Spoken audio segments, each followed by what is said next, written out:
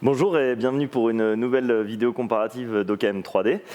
Donc aujourd'hui nous faisons cette vidéo car il y a une nouvelle entrante sur le marché, donc la Zortrax M300 Dual. Nous allons la comparer aujourd'hui avec la Ultimaker S5 et la Race 3D Pro 2. Donc c'est des machines qui rentrent à peu près dans la même gamme, notamment de prix, puisqu'on se situe entre 3 et 6 000 euros. Donc toutes les trois sont des machines conçues pour les professionnels, en double extrusion. On est sur des volumes d'impression similaires. Donc ce que nous allons faire, c'est que nous allons faire différents tests, notamment avec du PLA, de l'ABS, du PVA, mais également du nylon. Donc pour vous montrer en fait un comparatif sur ces différentes machines et essayer de déterminer laquelle est la plus adaptée à vos besoins. Donc pour ce faire, on va faire un détail des caractéristiques techniques de chacune des machines et ensuite nous ferons la comparaison de tout cela. Donc, nous allons commencer par la présentation de la Zortrax M300 Dual. Donc, cette imprimante 3D est proposée à partir de 4 000 euros hors taxe. Vous pouvez ensuite évidemment rajouter des options. Donc, cette imprimante a un volume d'impression de 265 par 265 par 300 mm, ce qui représente 21 litres. Donc vous pouvez voir ici le volume d'impression. Il y a donc deux buses puisque l'imprimante est en double extrusion. Donc les deux buses fournies sont des buses de 0,4 mm qui peuvent atteindre des températures jusqu'à 310 degrés. La résolution de l'imprimante se situe entre 100 et 300 microns. Vous pourrez voir également donc la plateforme de fabrication. Donc la Zortrax est équipée de la plaque perforée comme les autres modèles de la gamme, mais également d'une plaque de verre. Donc pour la calibration, vous pouvez le faire soit manuellement, soit laisser la machine le faire automatiquement. Vous pouvez voir également sur l'imprimante un écran tactile qui est d'ailleurs le même que sur l'Inspire ou la M200+. Au niveau des têtes d'impression, il est donc très facile de les changer. Chaque module est vendu au prix de 110 euros hors taxe et chaque buse pour 8,90 €. La connectivité de l'imprimante se fait donc par Wi-Fi, LAN ou USB. La couverture, le couvercle plutôt d'impression n'est pas fourni avec la machine car il est en option et donc il vous en coûtera 210 € hors taxe pour vous en équiper. Il est également intégré avec un filtre HEPA. Au niveau des filaments, donc ils sont à l'arrière de la machine.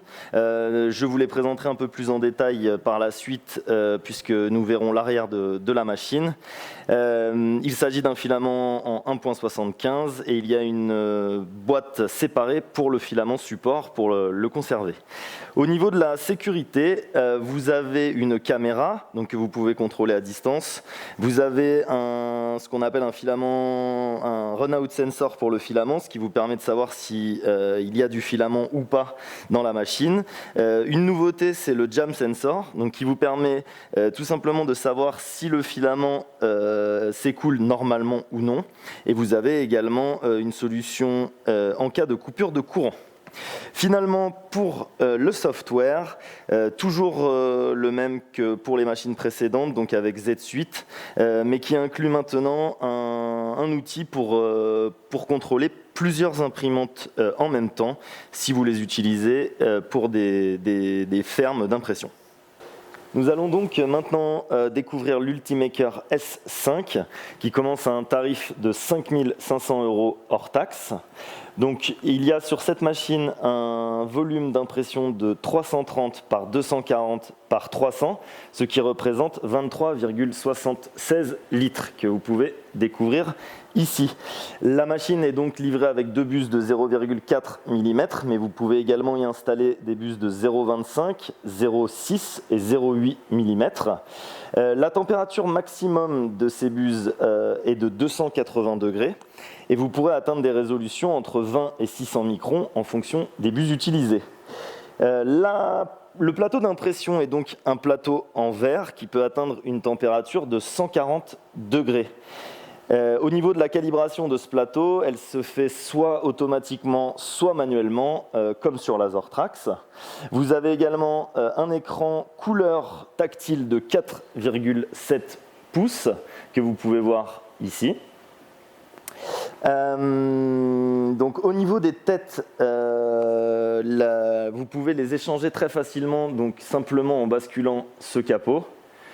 Donc un système très pratique, mais pour un tarif de 300 € chacune. Au niveau de la connectivité, on a, comme sur Lasertrax, le Wi-Fi, le LAN et l'USB. Vous avez en option la possibilité de mettre un capot pour un montant de 350 €, ce qui permettra de rendre la machine complètement fermée.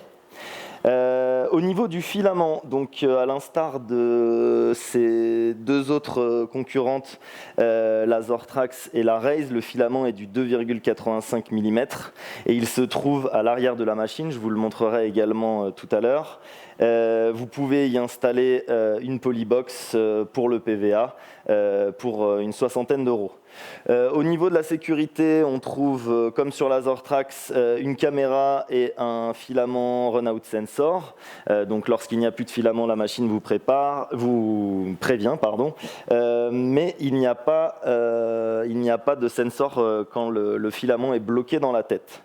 Au niveau du software, on utilise le très populaire Cura, mais également Ultimaker Connect qui vous permet de gérer plusieurs imprimantes pour les fermes d'impression notamment.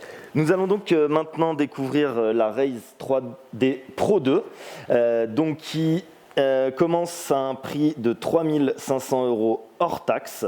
Elle est donc la machine la moins chère des trois que nous vous présentons aujourd'hui, mais également celle qui a le plus grand volume, le volume d'impression est de 305 par 305 par 300 mm, ce qui représente 27,9 litres. Donc vous pouvez apercevoir le volume d'impression ici.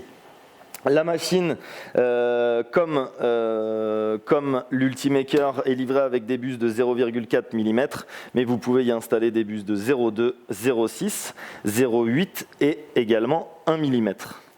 La température maximum de ces bus est de 300 degrés et la résolution comprise entre 10 et 800 microns, toujours pareil en fonction des bus que vous utiliserez. Au niveau du plateau, c'est un plateau en aluminium recouvert d'un build-tack qui peut atteindre des températures de 110 degrés. Au niveau de la calibration, la Pro 2 est un peu différente des deux autres puisqu'elle est précalibrée en usine et donc vous n'avez simplement qu'à calibrer le Z, donc la distance bus-plateau, grâce à une vis qui se trouve sur le côté de l'imprimante et qui fonctionne avec un capteur optique. Donc vous avez également le plus grand écran des trois puisque la machine est livrée avec un écran de 7 pouces. Vous avez également la possibilité de changer facilement les hot ends. Il vous en coûtera simplement 80 € hors taxe et pour chaque buse 20 €. Au niveau de la connectivité, exactement pareil que les deux autres, puisqu'on a le Wi-Fi, le LAN et l'USB. Une grosse différence au niveau de la Pro 2, c'est qu'elle est livrée entièrement couverte. Donc le capot supérieur que vous voyez ici est livré avec la machine et il contient également un filtre EPA. Au niveau du filament, donc comme Lasertrax, on est sur du 1,75 mm. Et la différence avec les deux autres, c'est que le filament est à l'intérieur de la machine, donc ce qui permet de le garder au chaud. Donc là, ici sur le côté, comme vous pouvez voir. Mais si vous préférez utiliser une polybox, c'est également possible puisqu'il y a deux entrées sur le côté du carénage qui vous permet de faire passer le filament. Au niveau de la sécurité, donc on se retrouve sur des caractéristiques similaires à l'Ultimaker puisque nous avons une caméra, le run-out sensor, mais en plus la récupération en cas de coupure de courant. Et pour finir, donc, le software, le très connu également IdeaMaker, et depuis peu une solution de cloud management qui s'appelle le Race Cloud et qui vous permet de piloter l'activité complète de vos impressions via ce logiciel. Alors comme convenu, nous voyons maintenant l'arrière des imprimantes. Vous ne verrez pas la Race 3D puisque, comme nous l'avons mentionné lors du détail de cette imprimante, les bobines sont sur le côté de la machine et donc il n'y a pas de nécessité de vous montrer l'arrière. Donc sur la Zortrax, vous pouvez voir ici le support qui permet de mettre de grosses bobines de 2 kg. Vous avez également pour les filaments de support qui sont très sensibles à l'humidité, une boîte fermée avec du gel silica. Et on voit également les deux run-out sensors que vous trouvez ici et ici, qui permet à la machine de savoir s'il y a du filament ou non. Ensuite, sur l'Ultimaker S5, on peut voir donc les bobines s'empilent les unes derrière les autres et sont maintenues par cet accessoire en plastique. Vous avez donc les deux extrudeurs qui incluent les run-out sensors et vous avez en dessous une puce NFC pour détecter le type de matériau qui va être intégré. Nous recommandons l'usage d'une polybox pour le filament de support puisque, comme dit précédemment, il réagit assez mal à l'humidité et donc comme il n'y a pas de solution de maintien de cette humidité, il est préférable de prendre une polybox à part. Donc voilà pour l'arrière des deux machines. Alors nous faisons donc une petite update après 2 heures d'impression à peine. Donc nous pouvons voir le travail sur la Zortrax M300 Dual est très propre. Là vous voyez un exemple du switching du nozzle. Donc pour l'instant tout va très bien et l'impression se déroule parfaitement. Alors maintenant, l'update sur la Ultimaker S5, donc on voit peut-être pas forcément très bien à l'image, mais nous allons devoir arrêter l'impression, tout simplement parce que ici vous voyez que le filament s'est cassé et donc nous sommes obligés de reprendre l'impression. Donc le problème vient du fait que le run-out sensor se trouve à l'arrière de la machine et donc pour la machine pour l'instant il y a du filament qui arrive jusqu'à la tête alors qu'en fait il était cassé. Donc nous allons arrêter l'impression et la reprendre. Nous devrions rattraper les autres machines puisque à la base il y avait moins de temps d'impression. Nous vous tenons au courant dès que nous relançons une nouvelle impression. Donc voici maintenant l'update sur la Race 3D Pro 2. Donc nous voyons que l'impression se déroule correctement. Il y a une toute petite différence avec la Zortrax M300 puisqu'on voit qu'il y a un petit peu plus de stringing par rapport à la Zortrax. Mais dans l'ensemble, tout se déroule correctement. Donc nous vous tenons au courant d'ici 2 heures pour la suite de l'impression. Donc comme nous avons évoqué, l'Ultimaker S5 a eu un problème au niveau du filament. Donc nous allons devoir arrêter l'impression, déterminer quel était le problème, pourquoi le filament s'est cassé, et ensuite relancer l'impression depuis le départ. Malgré cela, l'impression devrait être finie avant la Zortrax et devrait finir à peu près en même temps que la Race 3D Pro 2. Donc dès que l'impression sera relancée, nous referons une vidéo pour faire le point.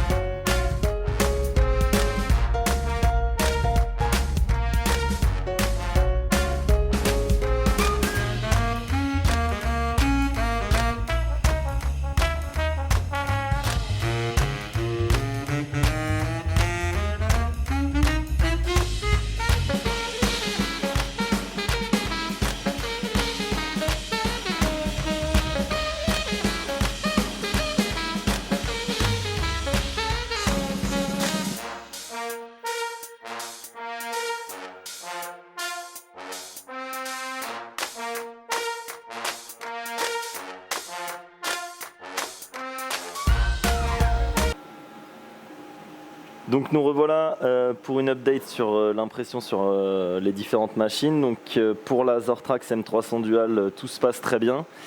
L'impression est très propre. Le type de support nous rappelle un petit peu ce qu'on peut retrouver sur certaines Stratasys. Donc pour le moment, tout va très bien. Alors nous revoilà sur les impressions donc avec l'Ultimaker S5. Donc après le premier problème que nous avons rencontré, nous avons appelé un de nos collègues qui a un peu plus l'habitude que nous sur Ultimaker et il nous a partagé quelques trucs et astuces. On a effectivement revu tout le slicing. Donc on est passé à 8h40 sur le temps d'impression. Donc elle reste toujours la plus rapide et maintenant l'impression se déroule correctement, donc pas de problème en vue pour l'instant, donc tout va bien. Retour donc sur la Race 3D Pro 2 avec la double extrusion. Donc sur la Race 3D Pro 2, tout se déroule correctement, la qualité est très bonne, une structure un peu différente de la Zortrax M300 Dual, mais sinon tout est parfait. Donc nous reviendrons par la suite sur cette impression. Donc les impressions sont maintenant terminées, les 3 impressions ont été réalisées avec succès. Nous avons donc eu 11 heures d'impression sur la Zortrax M300 Dual, nous avons eu 8h45 sur la Ultimaker S5 et pour la Pro 2 de Race 3D, nous avons eu 10 heures au final. Les 3 impressions ont été très correctement réalisées. À première vue, nous voyons que sur la Zortrax et sur la Raze, le résultat semble meilleur. Nous allons faire une vidéo d'une vue détaillée de chacune des impressions. Il a été dommage que la Ultimaker ait raté la première impression, mais au final, le temps d'impression reste quand même inférieur aux 2 autres. Donc nous allons maintenant vous montrer le détail de chacune des impressions. Donc voici la vue détaillée de l'impression sur la Zortrax M300 Dual. Donc on peut voir que la qualité de l'impression est très bonne sur sa globalité. On voit également que le support a été très bien réalisé avec le PVA, une structure qui rappelle très fortement, comme on l'avait dit, la structure de support sur Stratasys. Donc une impression de très bonne qualité. On voit que les angles sont également très bien réalisés. Donc vraiment une très belle impression sur la globalité. Le seul petit bémol que l'on peut apporter est qu'il y a un petit peu de PVA, de déchets de PVA sur le plateau, mais ce qui paraît normal sur des impressions de ce type. Donc voici la vue détaillée de l'impression sur Ultimaker S5. Donc on voit que l'impression a été très bien réalisée sur sa globalité. Le support rappelle très fortement celui sur la Zortrax M300 Dual. On peut voir que les angles et les arêtes ont été un petit peu moins bien réalisés que sur la Zortrax, mais sur sa globalité, l'impression est très propre. La tour de transition est un peu différente que sur la Zortrax puisqu'elle est située au fond à droite du plateau, comme vous pouvez le voir ici. Sinon, l'impression a été correctement réalisée sur la Ultimaker S5. Voici donc la vue détaillée sur l'impression de la Race 3D Pro 2. Donc on peut voir que l'impression a été très bien réalisée. La structure du support est un petit peu différente des 2 autres machines. Il y a un petit peu moins de support qui a été utilisé, mais le résultat est très bon. Sur l'impression en globalité, nous pouvons voir qu'elle est très bonne puisque l'état de surface est très bon, les arêtes ont été bien terminées, donc une très bonne impression sur sa globalité. Donc nous venons de mettre les 3 impressions dans l'eau afin de dissoudre le filament de support. Nous verrons approximativement les résultats d'ici 1 heure. Probablement plus rapidement sur le modèle de la Race 3D puisque moins de support avait été utilisé. Également le filament était différent puisqu'il s'agissait d'un BVOH à l'instar des 2 autres avec du PVA. Donc nous reviendrons très rapidement pour voir le résultat final. Donc voici une update sur la dissolution du filament de support sur les 3 impressions. Donc comme on peut voir sur la Race 3D, l'avancement est déjà très bon. On peut déjà bouger la partie intérieure. Le filament est presque complètement dissous après à peu près une demi-heure. Sur la Zortrax, on peut voir que la partie intérieure ne bouge pas encore. Il reste beaucoup de support. Je pense que cette pièce va terminer la dissolution en dernier.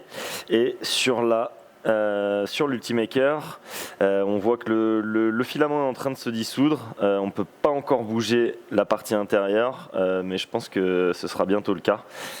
Donc cette impression devrait être finie en second. Donc nous voici finalement pour la visualisation finale de notre impression de test. Nous allons commencer avec la Raise 3D Pro 2. Donc vous pouvez voir que l'impression globale est très bonne. L'overhang a été bien respecté, même si on peut voir quelques petits défauts sur les faces inférieures. Sinon, les faces, les arêtes sont plus que correctes. Donc une très bonne impression pour Race 3D. Un gros point positif aussi pour le filament OBVH, puisque le support a été dissous en 30 minutes, entre 30 minutes et 1 heure. Donc très positif pour la Raise. Ensuite pour Ultimaker, on est à peu près dans le même cas de figure. L'overhang a été bien respecté. On peut voir encore un peu de brim. L'état de surface est un petit peu moins bon puisqu'on peut voir les layers. Je ne sais pas si vous pouvez le voir à l'écran, mais on les voit un petit peu plus. Mais sinon, les formes ont été très bien respectées. La dissolution du filament a pris à peu près 24 heures pour l'Ultimaker. Pour finir, donc, la Zortrax. Donc état de surface impeccable, un peu meilleur que sur les autres. Par contre, on peut voir que l'overhang a été un petit peu moins bien respecté. Sinon, les formes dans leur globalité sont respectées, les arêtes également. Et la dissolution du filament a également pris 24 heures pour la Zortrax. Donc nous revoici pour un des tests que nous avons effectué, donc une fois de plus sur le overhang. Donc cette fois, au lieu de l'ABS, il s'agit du PLA, toujours la même chose, donc sans support et avec un raft. Donc la première impression, il s'agit de la Race 3D Pro 2.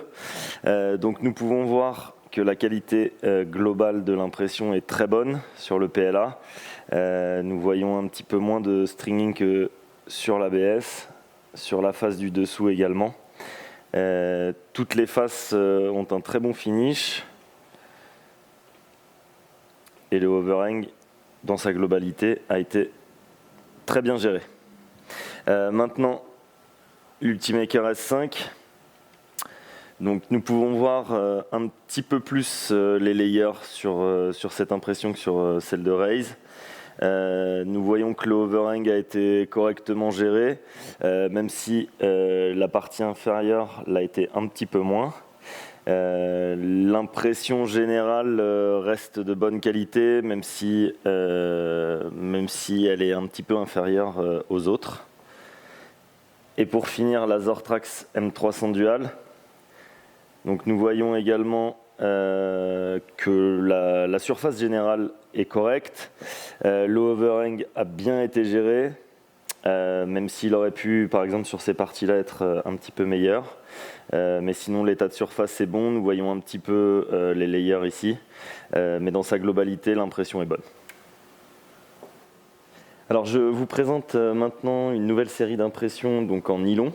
Donc nous avons du nylon pour Zortrax propriétaire, également pour Ultimaker. Et pour Race 3D, nous avons pris un nylon classique PA666. Donc on va commencer encore une fois par la Race 3D. Donc vous pouvez voir que l'impression dans sa globalité est bonne.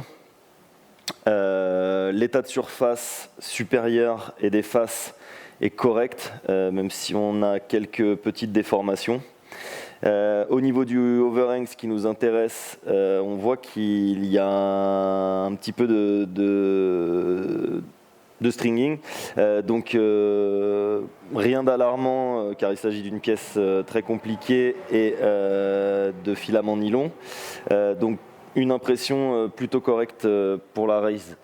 Ensuite, l'Ultimaker, on est sur une qualité d'impression similaire à la Raise. L'état de surface est très bon. On retrouve les mêmes difficultés aux mêmes endroits. Donc sur le dessous, sur les arrondis, mais également sur les overhangs plats. Ces 4 parties-là sont imprimées. La forme n'est pas forcément respectée sur les 4. Mais sur la globalité, une fois de plus, une impression plutôt correcte. Et pour finir, nous avons donc l'impression sur la Zortrax, l'état de surface impeccable,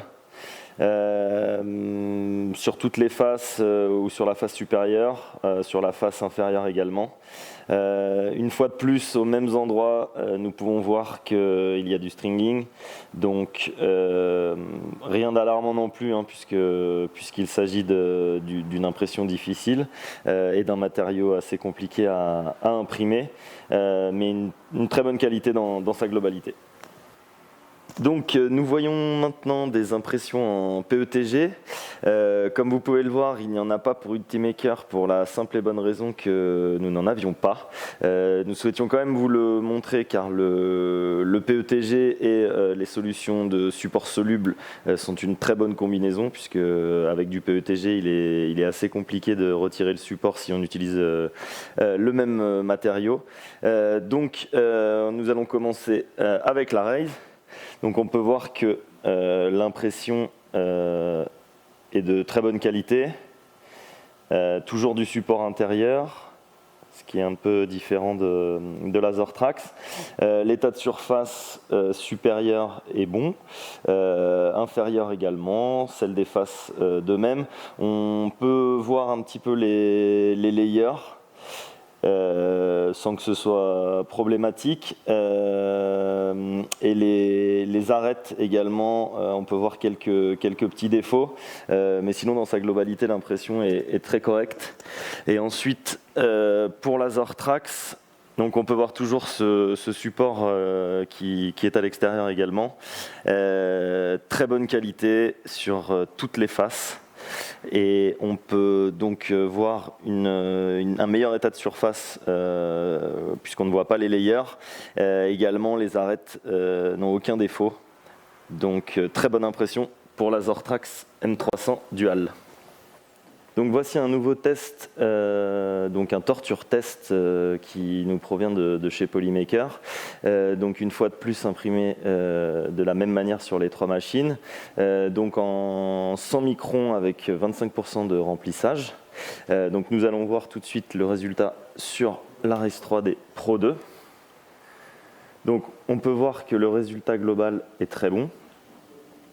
On ne voit pas de stringing apparent sur l'ellipse ni sur le dessous des sphères.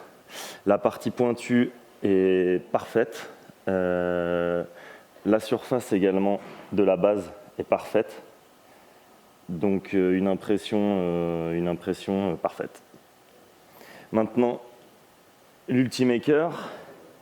Donc on peut voir que l'impression globale est très bonne. On a simplement l'overhang de la sphère supérieure qui a été un petit peu moins bien réalisé et un petit peu de stringing sur l'ellipse. Sinon, les surfaces sont très bonnes.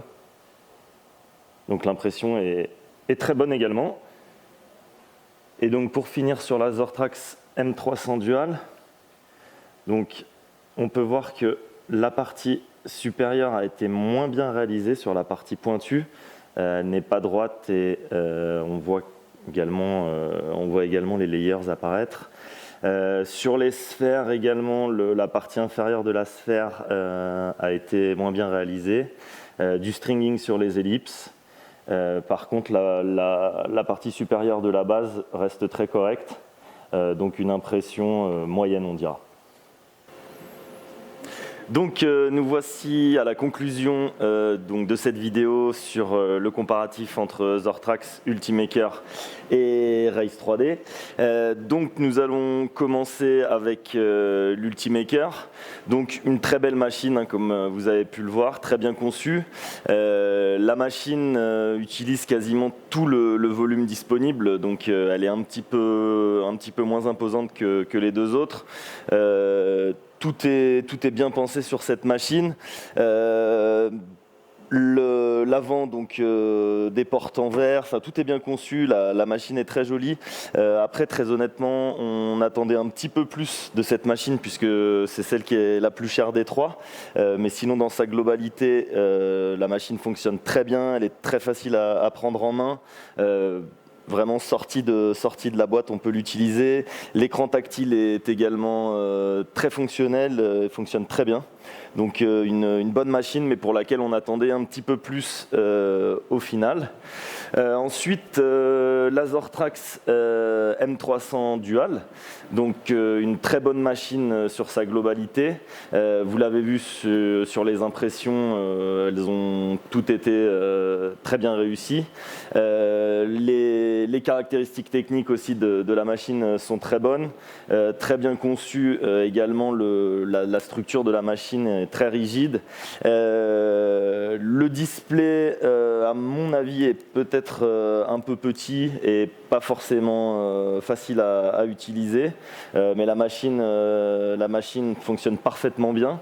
Il faut noter également en petit point négatif que la machine est très fermée, si on peut dire, puisque il faut en priorité utiliser du filament Ultimaker et dans le slicer, du filament Zortrax, pardon, et dans le slicer, on se retrouve un petit peu bloqué et on ne peut pas forcément mettre les réglages que l'on veut. Et donc pour finir, la Race 3D Pro 2, donc très bonne machine, comme on l'avait vu, elle est entièrement fermée puisque le capot est livré avec, les filaments sont à l'intérieur de la machine, ce qui est intéressant également. Elle a le plus grand display qui fonctionne très bien, qui est très réactif et qui permet une navigation facile dans les menus. Vous l'avez vu également, donc au niveau des impressions, très bonne qualité puisqu'on est quasiment égal avec la Zortrax sur ces deux machines, mais un plus gros volume pour la Race 3D et un tarif plus intéressant. Donc sur cette conclusion, nous pouvons dire que dans sa globalité, les trois machines fonctionnent bien. Je mettrai un petit plus pour la Race 3D et on attendait un petit peu plus de l'Ultimaker et Zortrax reste fidèle avec une très bonne machine. Donc merci d'avoir regardé cette vidéo de test par OKM 3D.